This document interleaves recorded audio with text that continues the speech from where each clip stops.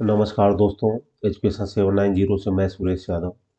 दोस्तों, जो यूपीएससी में जीएस पोर्शन है उसके 30 इंपॉर्टेंट प्रश्न जो आए हुए हैं उनका आज देखेंगे हम यहाँ। तो दोस्तों, ये प्रश्न यूपीएससी के लिए हो चाहे यूपीपीएससी के लिए हो, चाहे जो भी एग्जाम है, कहीं भी ये प्रश्न पूछे जा सकते हैं, इसलिए इसको सारे बच्चे देख सकते हैं। तो बच्चों, देखते हैं आज, Which of the following is the main mission of NASA's new spacecraft NEA Scout? NASA का नया अंतरिक्ष यान एनईए स्काउट का मुख्य मिशन निम्नलिखित में से कौन सा है? तो इसको देखिए, इसका मुख्य है to collect data from an asteroid near earth. पृथ्वी के निकट एक क्षुद्र ग्रह से आंकड़ा एकत्र करना, इसका राइट आंसर हो जाएगा। अब देखिए, नासा का नया अंतरिक्ष यान एनईए स्काउट का मुख्य मिशन पृथ्वी के निकट एक क्षुद्र ग्रह से आंकड़ा एकत्र करता है। एनईए का मतलब होता है नियर अर्थ एस्ट्रॉयड। स्काउट एक छोटा अंतरिक्ष यान है जो नासा राष्ट्रीय वैज्ञानिक एवं अंतरिक्ष प्रशासन द्वारा स्पेस लॉन्च सिस्टम रॉकेट के अंदर सुरक्षित रूप से स्थापित कर दिया गया है। अब देखिए, इसमें लिखा है यह एक नियर अर्थ क्षुद्र ग्रह की यात्रा करेगा, नियर अर्थ के सतह से संबंधित सभी छवियां एकत्र करेगा। यानी ये स्काउट द्वारा एकत्र की गई छवियां क्षुद्र ग्रह के भौतिक गुणों जैसे कक्ष आकार, मात्रा, रोटेशन, इसके आसपास की धूल और मलबे के क्षेत्र और उसकी सतह के गुणों के बारे में महत्वपूर्ण जानकारी प्रदान करना। वस्तुतः नियर अर्थ ऑब्जेक्ट ऐसे पिंड या क्षुद्र ग्रह या धूमकेतु होते हैं जो पृथ्वी पर खतरा उत्पन्न करते हुए इसकी कक्षा से गुजरते हैं। ये ज़्यादातर बर्फ और धूल कण के बने होते हैं। अब देखिए, नासा के अनुसार अब तक ज्ञात क्षुद्र ग्रहों की संख्या इतनी है, कितना? 99,99,43,893। मतलब इतने क्षुद्र ग्रह हैं। ये क्षुद्र ग्रह क्या होते हैं कि जो बड़े ग्रह होते हैं और जो उपग्रह होते हैं उसके बाद ये छोटे छोटे ग्रह होते हैं। तो इनकी संख्या 99,43,893 है। अब दोस्तों देखिए, नेक्स्ट है the first Uttar Pradesh Diwas was organized in which we the following years. पहला उत्तर प्रदेश दिवस निम्नलिखित किस वर्ष में आयोजित किया गया, मतलब यह कब ऑर्गेनाइज किया गया? तो इसको देखिए, यह हुआ था 2018 में। 2018 में इम्पॉर्टेंट है, इम्पॉर्टेंट क्वेश्चन है जो यह सब कभी भी एग्जाम में पूछा जा सकता है। मई 2017 में उत्तर प्रदेश सरकार ने हर साल 24 जनवरी को उत्तर प्रदेश दिवस मनाने की घोषणा की। तत्पश्चात 24 जनवरी 2018 को प्रथम उत्तर दिवस के रूप में मनाया गया। वस्तुतः 24 जनवरी 1950 को ही यूनाइटेड प्रोविंसेस के स्थान पर इस राज्य को उत्तर प्रदेश नाम मिला है। ध्यान रखिएगा, 24 जनवरी 1950 को यह यूनाइटेड प्रोविंस के स्थान पर क्या हो गया? उत्तर प्रदेश। थर्ड क्वेश्चन देखिए, डीआरडीओ द्वारा विकसित कोविड-19 एंटीबॉडी डिटेक्शन किट का क्या नाम है? यह है डिप्कोवैन। डिप्कोवैन याद रखिएगा, क्या है ये? डिप्कोवैन। नेक्स्ट देखिए, match list 1 with list 2 and select the correct answer using the code given below the list. सूची 1 था, सूची 2 को सम्मिलित कीजिए था नीचे दिए गए कोड का सही उत्तर का चयन कीजिए। तो इसमें देखिए, राइट आंसर आप सब यहाँ देख लीजिए, इसका राइट आंसर क्या हो जाएगा? सी। तो केरल में क्या होता है? एथलेटिक्स, आंध्र प्रदेश में बैडमिंटन, हरियाणा में कुश्ती, उत्तर प्रदेश में कबड्डी। तो देखिए, उत्तर प्रदेश में क्या हो जाएगा? कबड्डी हो जाएगा, ये आपको याद रखना है। और केरला से क्या हो जाएगा? एथलेटिक्स। आंध्र प्रदेश में क्या हो जाएगा? आंध्र प्रदेश में देखिए, यहाँ बी का क्या हो जाएगा? 3 बैडमिंटन। और सी का क्या हो जाएगा? सी का 4 मतलब कुश्ती। तभी ध्यान दीजिए, केरला में क्या है? एथलेटिक्स, आंध्र प्रदेश में बैडमिंटन, हरियाणा में कुश्ती और उत्तर प्रदेश में कबड्डी। इसका राइट आंसर सी हो जाएगा। पांचवा देखिए, which of the following Indian state obliquity has introduced a new school bag policy. School bag policy तय कौन किया था? दिल्ली सरकार ने। दिल्ली सरकार ने राष्ट्रीय शिक्षा नीति के अनुरूप स्कूल बैग का वजन कम करने हेतु स्कूल बैग नीति शुरू किया, जिसका लक्ष्य बच्चों के बैग का भार उनके वजन के 10% से अधिक न हो। 10% से अधिक। स्कूल बैग नीति में हाल ही में एनसीईआरटी द्वारा स्कूल बैग नीति 2020 जारी किया गया। इसके पालन हेतु सभी स्कूलों पर पत्र जारी किया गया। इसके मुख्य बिंदु है, इनमें कक्षा 1 से कक्षा 12 तक के छात्रों के होमवर्क था उनके बैग के वजन में संबंधित दिशा निर्देश शामिल किए गए। नीति के अनुसार कक्षा 1 से कक्षा 10 तक के बैगों का वजन उस छात्र के वजन के 10% से अधिक नहीं होना चाहिए। कक्षा 2 तक के छात्रों को कोई होमवर्क नहीं दिया जाएगा। ये सब देखिए इस पॉलिसी के अंतर्गत है, जो इम्पोर्टेंट है इसको आप देख लीजिएगा। छठा देखिए, the change that takes place in a student by teaching is represented by there. शिक्षण द्वारा छात्र में आया परिवर्तन परिलक्षित होता है उसके किससे एटीट्यूड से। इससे होता है एटीट्यूड। शिक्षण छात्रों के व्यवहार में परिवर्तन लाने का महत्वपूर्ण उपकरण है। अभिव्यक्ति किसी विषय वस्तु के प्रति व्यक्ति के रुझानों प्रवृत्ति को प्रदर्शित करता है। शिक्षण इन्हीं रुझानों प्रवृत्ति को परिवर्तित करता है। आपका क्या हो जाएगा एटीट्यूड। सातवां देखिए, taxonomy of educational objective in psychomotor domain was propounded by. मनोगत्यात्मक क्षेत्र के शैक्षिक उद्देश्य के वर्गीकरण को प्रतिपादित किया था किसने? एलन ब्लूम ने किया था। इनका पूरा नाम क्या है? Alan Bloom. इन्होंने क्या किया था? एलन ब्लूम ने। ये देखिए इन्होंने पॉइंट दिया था ज्ञान, अवबोध, अनुप्रयोग, विश्लेषण, संश्लेषण और मूल्यांकन।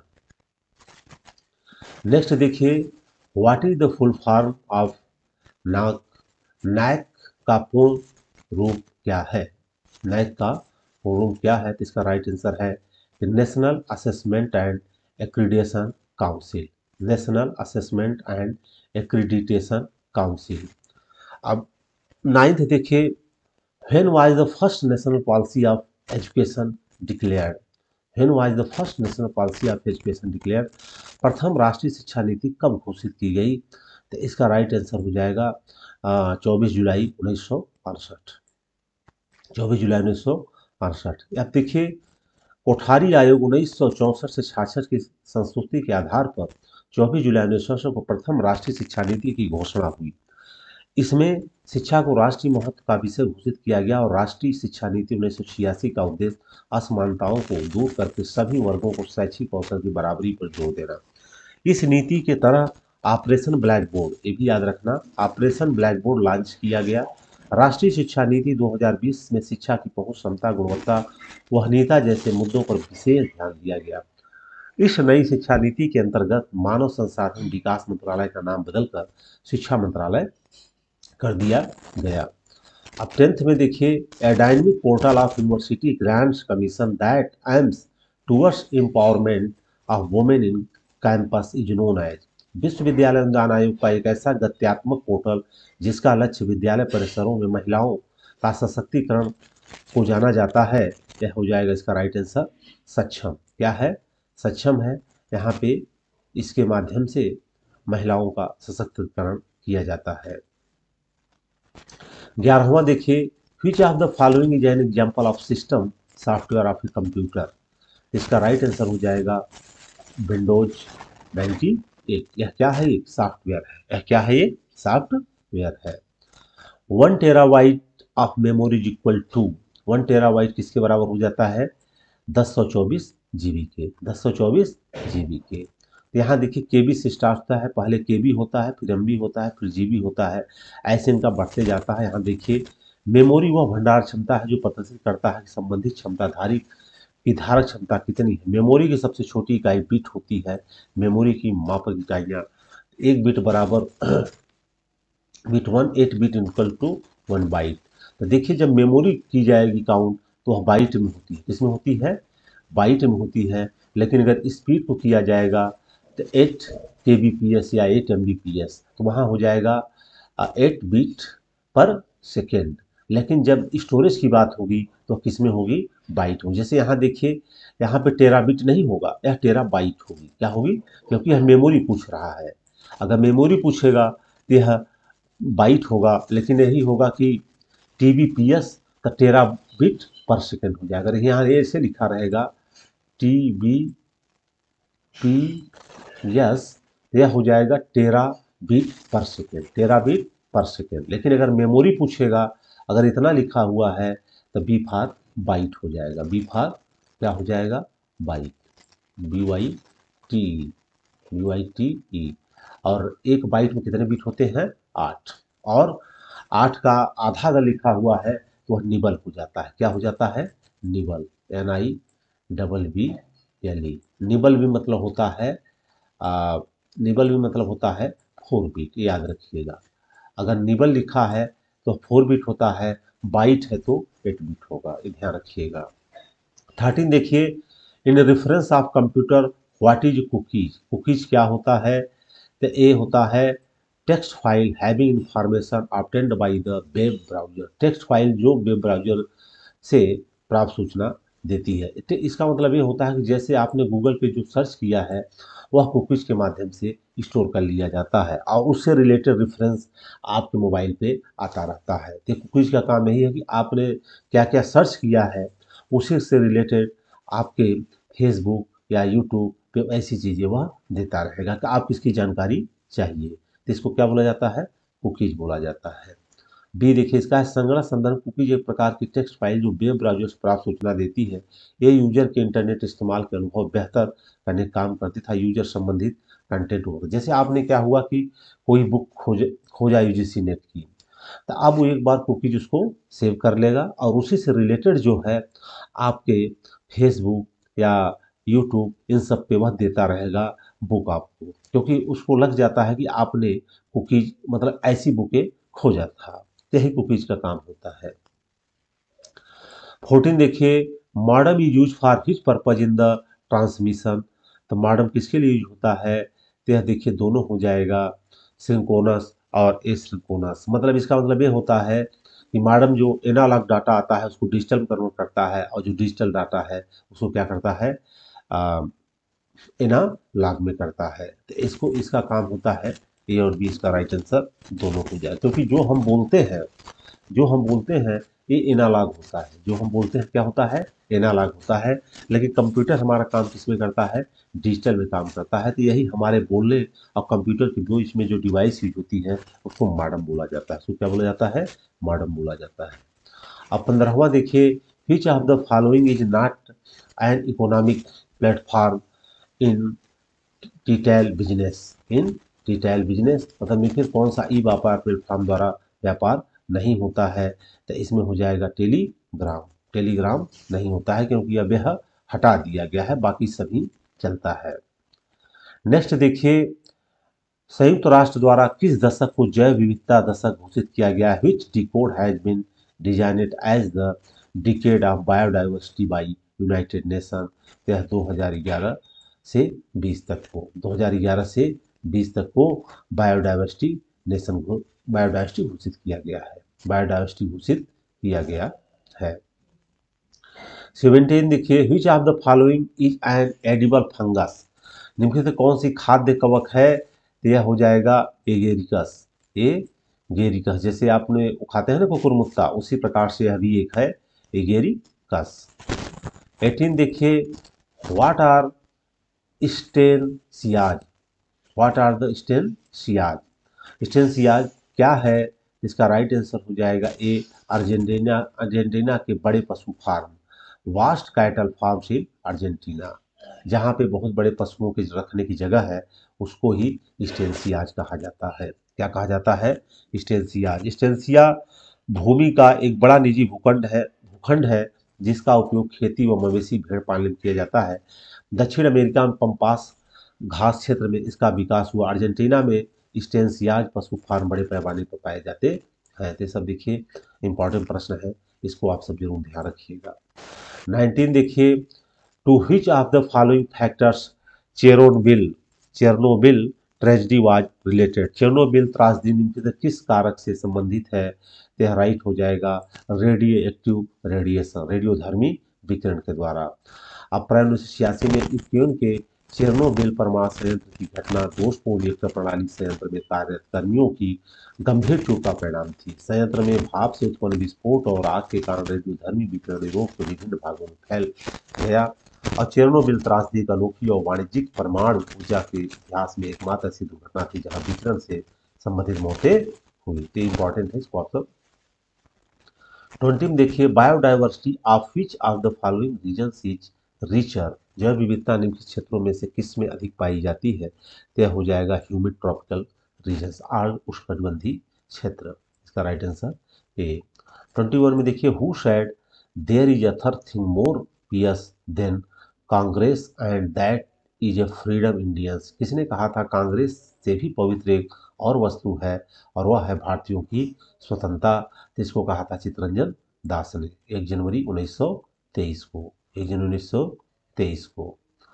22 में देखिए, who considered the who considered the then Swaraj party as the most highly organized political party in India।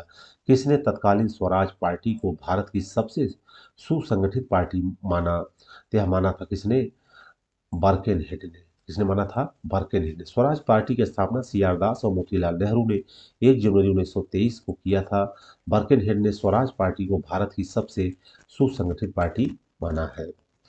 अब नेक्स्ट 23 देखिए, which of the following is not a form of metamorphic rock. Meta metamorphic rock मतलब होता है कायांतरित। निम्नलिखित में कौन सी कायांतरित शैल का रूप नहीं है? इसका राइट आंसर जाएगा बेसाल्ट। संगमरमर, ग्रेफाइट, शिस्ट कायांतरित शैल के रूप में है, जबकि बेसाल्ट आग्नेय होती है जो ज्वालामुखी उद्गार के पश्चात तरल लावा में ठंड होने से बनती है। मतलब आग्नेय क्या हो, मतलब यह शुरुआती दौर से ही बनती है यह, लेकिन उससे बाद आग्नेय के बाद जो बनता है वह होता है कायांतरित। तो यह बोलेंगे आग्नेय से है। 24 देखिए, व्हेन डज द सेनी salinity of ocean water decrease. महासागरीय जल में लवणता कब घटती है? तो इसका राइट आंसर देखिए हो जाएगा सी, व्हेन रेनफॉल इज हैवी। जब ज़्यादा वर्षा होती है तो उसकी लवणता कम हो जाती है। 25 देखिए, Aravalli range is associated with which orogeny. Aravalli श्रृंखला किस पर्वत निर्माण काल से संबंधित है? तो यह हो जाएगा कैलिडोनियन, कैलिडोनियन। नेक्स्ट देखिए, state under article 12 of the constitution of India institute. Bharat के संविधान का अनुच्छेद 12 के अंतर्गत राज्य में शामिल है। तो इसका राइट आंसर हो जाएगा ऑल ऑफ द एवं। भारत सरकार, भारत संसद, भारत राज्य के भीतर स्थानीय अथवा सभी अन्य प्राधिकारी, ये सभी किस में आ जाएंगे? डी में आ जाएगा। 27 देखिए, article 48A of the constitution of India is related to. भारतीय संविधान का अनुच्छेद 48 का संबंधित है तो किस, तो यह रिलेटेड है protection of forest and wild life, one और वन्य जीवों को संरक्षण से, वन और वन्य जीव संरक्षण से। 28 देखिए, under which of the following article of India the constitution annual budget is presented. संविधान के निम्नलिखित में से किस अनुच्छेद के अंतर्गत वार्षिक बजट प्रस्तुत किया जाता है? तो राइट आंसर हो जाएगा आर्टिकल 112, आर्टिकल 112, ये ध्यान रखिएगा। 29 in which article of the constitution of India the protection against ex post facto laws provided. Bharat के संविधान किस संशोधन तक कार्यतर कानूनों के सुरक्षा का संविधान प्रावधान किया गया है, सुरक्षा का प्रावधान किया गया है? तो यह हो जाएगा आर्टिकल 20। आर्टिकल 20, किसी व्यक्ति को किसी अपराध के लिए तब तक दोषी नहीं ठहराया जाएगा जब तक कि उसने ऐसा कार्य करने के समय जो अपराध के रूप में आरोपित किसी प्रवृत्ति, विधि, अतिक्रमण न किया हो। उस समय अपराध किए जाने में जो दंडारोपित की जा सकती थी वह उससे अधिक शास्ति भागी नहीं होगा। इसे ही कार्योत्तर कानूनों का संरक्षण कहा जाता है। मतलब इसका ये हुआ कि जिस समय वह व्यक्ति अपराध किया और उसके लिए जो कानून बना हुआ है उतना ही उसको दंड दिया जाएगा, उतना ही उसको दंड दिया, मतलब जिस वक्त वह अपराध किया है और उस समय जो अपराध के लिए कानून बना हुआ है उसी के तहत उसको सजा दी जाएगी। ऐसा नहीं कि बाद में कोई अमेंडमेंट आया और उसको वैसी सजा दी जाए, इसका मतलब ये है। अब देखिए 30th में, in 1944 leading businessman and industrials JRD Tata, GD Birla etcetera put forward plan of economic development of India, that plan is known as. 1944 में अग्रणी व्यापारी और उद्योगपति JRD टाटा, GD बिरला ने भारत के आर्थिक विकास हेतु एक योजना प्रस्तावित की। उस योजना को क्या कहा जाता है? यह योजना थी बॉम्बे प्लान। क्या था? बॉम्बे प्लान योजना द्वितीय विश्व युद्ध के दौरान देश के 8 बड़े उद्योगपतियों द्वारा प्रस्तावित आर्थिक विकास हेतु एक योजना थी। इस योजना में JRD टाटा, घनश्याम दास बिरला, अर्देशीय दलाल लाला श्रीराम, कस्तूर भाई, लाला भाई, अर्देशीय दरभसराव और सर पुरुषोत्तम दास, ठाकुर दास और जान मथाई आदि इसमें शामिल थे। तो दोस्तों आज के लिए इतना ही। ये 30 बहुत इंपॉर्टेंट प्रश्न है और इसको आप सब ध्यान से 2 से 3 बार सुनिएगा, जरूर याद हो जाएगा। और अगर यह वीडियो अच्छा लगा तो इसको आप सब लाइक करिए और दोस्तों में ज़्यादा से ज़्यादा शेयर करिए, हमारे चैनल को सब्सक्राइब करिए, इससे हमारा मोटिवेशन बनता है। जय हिंद, जय भारत।